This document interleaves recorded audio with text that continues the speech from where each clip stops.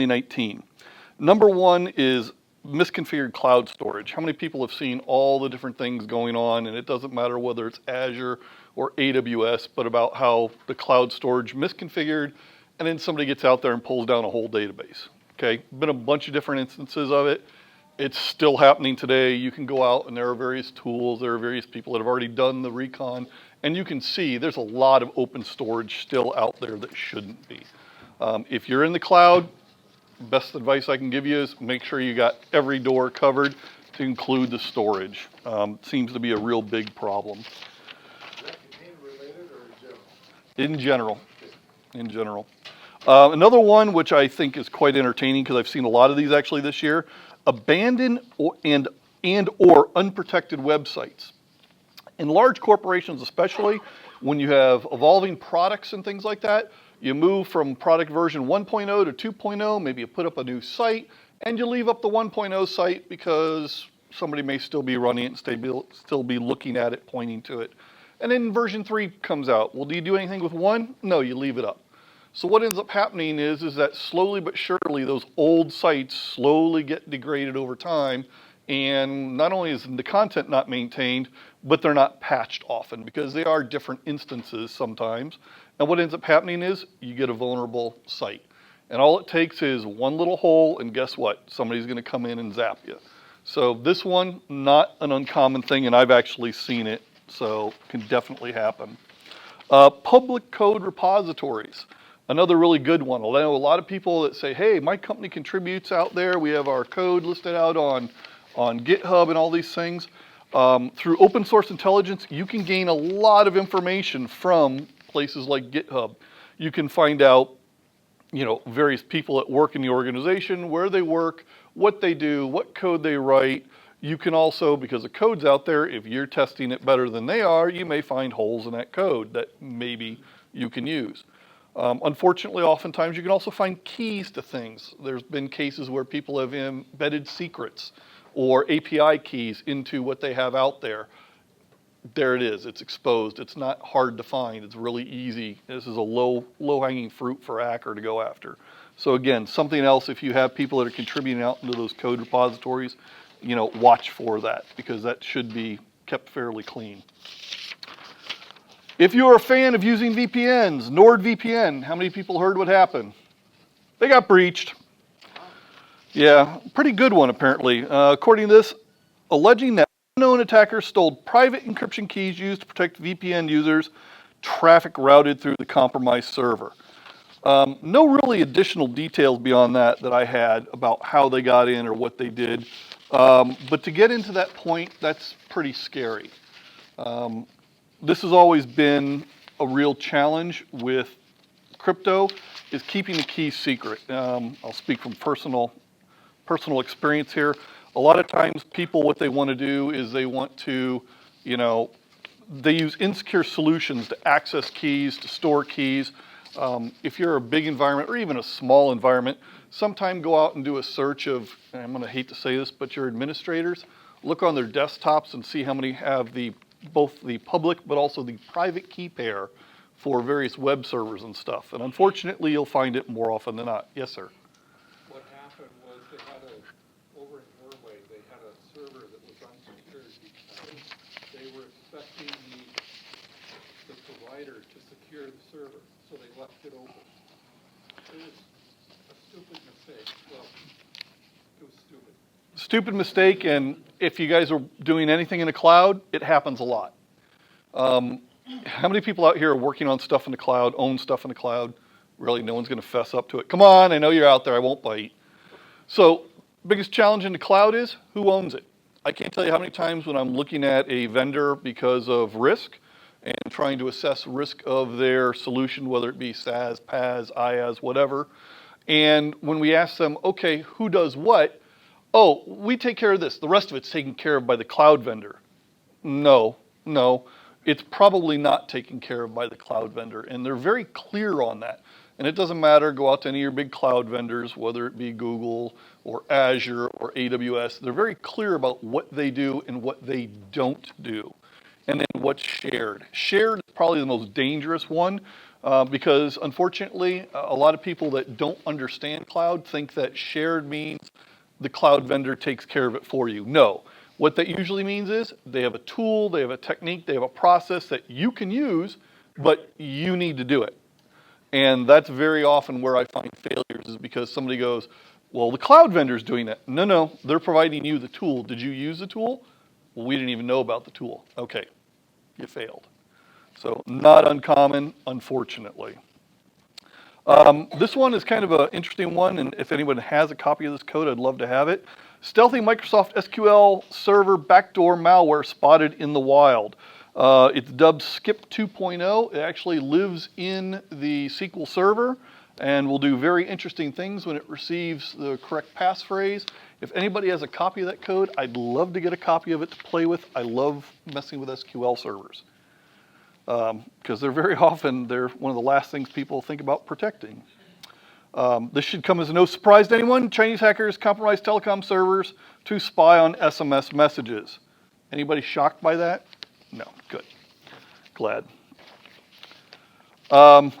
This one was a fun one. U.S. Department of Justice asked Facebook not to implement end-to-end encryption. I don't know, what do you say about this? I mean, I can understand what law enforcement is asking for, but at the same time, how many people trust their government? Good, that's a great answer. I trust them about as far as I can throw them. When they say, no, we'll make you have to jump through all these legal hoops to be able to get the key, to be able to see what's going on. No, sorry, I don't trust you. And by the way, even if you were to do this, I mean, anybody remember the Clipper chip and things like that? How well did those work? They didn't, okay? It wouldn't go anywhere. People would just choose other encryption, so that's kind of a non-starter. Right, yeah, trust us, it's okay. Insider threats, biggest danger to data security. I can't agree with this more. This article is kind of terrifying to me, but I can understand it.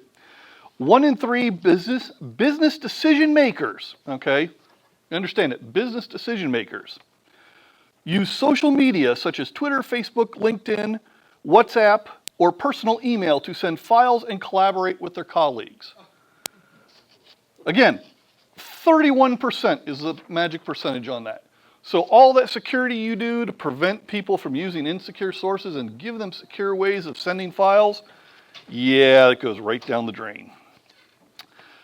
This one actually made me laugh a whole lot. Over 3/4, 78% of CISOs and 65% of CEOs admit clicking on a link they should not have. Again, I don't know how to respond to that really, other than to just sit there and chuckle and go, yeah.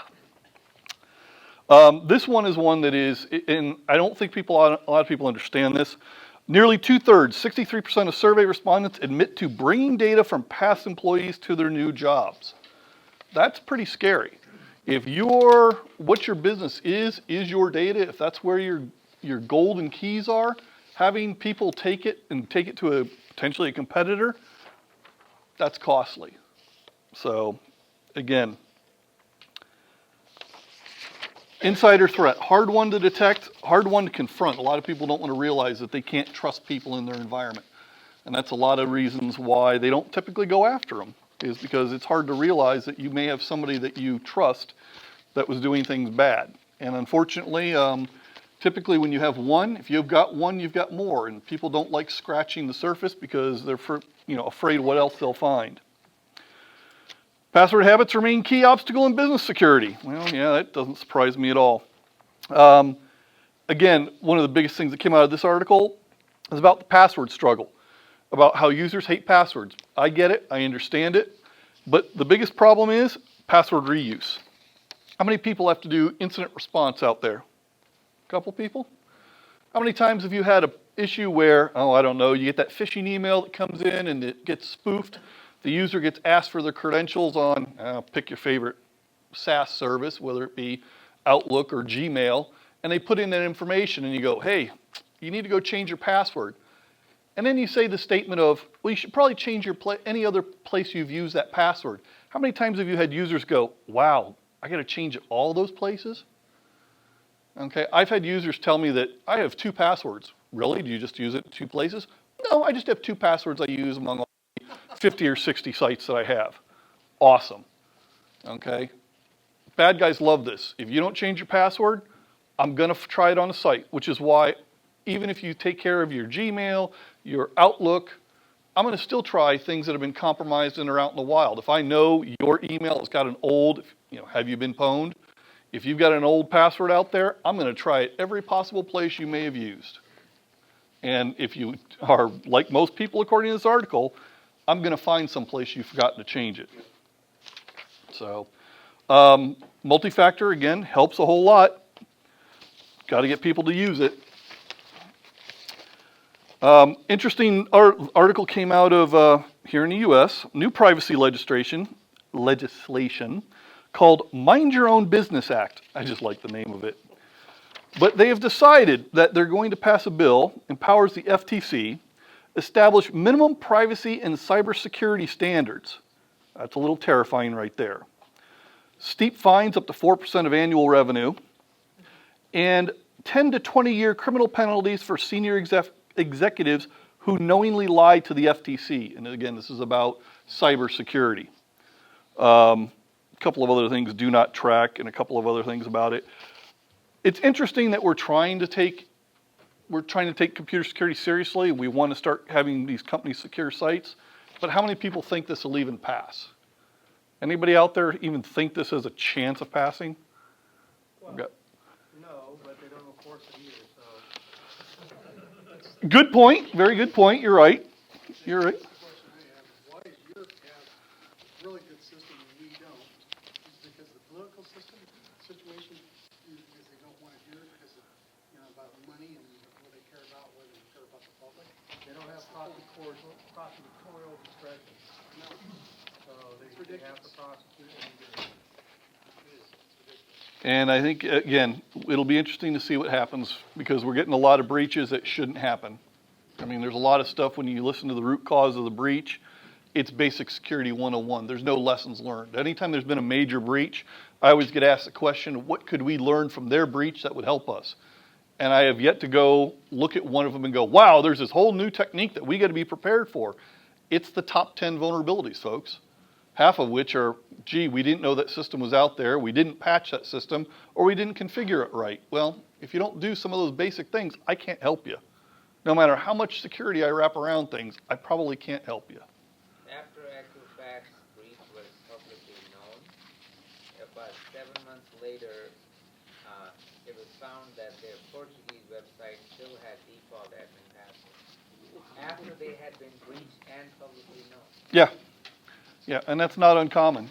I can tell you there are probably businesses out there that when an event has occurred, how many times have you frantically gone and looked to see if the same credentials were used across all the servers, or were default passwords still in use across your DMZ systems? But it was found by external parties, not them. Oh, yeah, That's what I'm saying. I get it. As a result, the CEO obviously did not have any threat of being put into any kind of prosecution, so they don't have to worry about fixing their stuff. Well, and the question would be, did they even know about the site?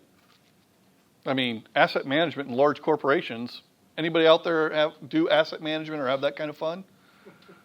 Trying to find, there's an IP address on our network. Okay, what is it? We don't know. That's an answer that should never come back. Somebody should be able to say, that's this server, that's this workstation, that's this whatever widget it is. Okay, but anytime you have a large environment, I guarantee you, somebody will say, what's that IP? And they'll go, and they don't see anything wrong about that. And that's just a terrifying answer. Majority of U.S. adults believe their personal information has been breached. So 44% of Americans believe their PII has been stolen as a result of a data breach. 63% are concerned that it could be breached.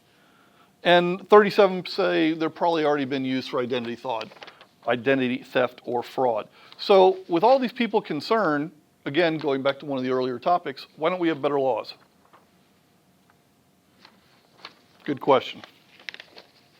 Speaking of breaches, travel reservation platform, AutoClerk, leaked government personnel data. Breach exposed full name, date of birth, home address, phone number, Dates and costs of travel, masked credit card details. I always love when somebody says, we masked the credit card details. Well, what does that really mean?